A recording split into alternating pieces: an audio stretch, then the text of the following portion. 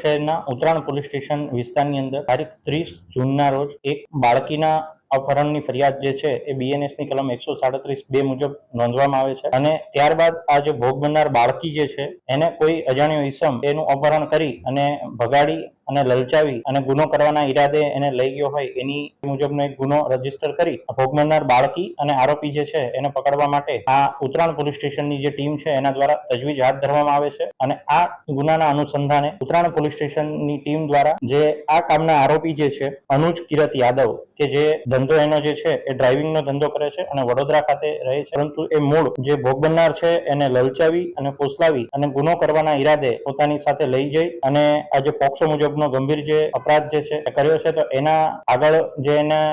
કાયદેસરની જે કાર્યવાહી છે એ ઉત્તરાયણ પોલીસ સ્ટેશન દ્વારા કરવામાં આવેલ છે।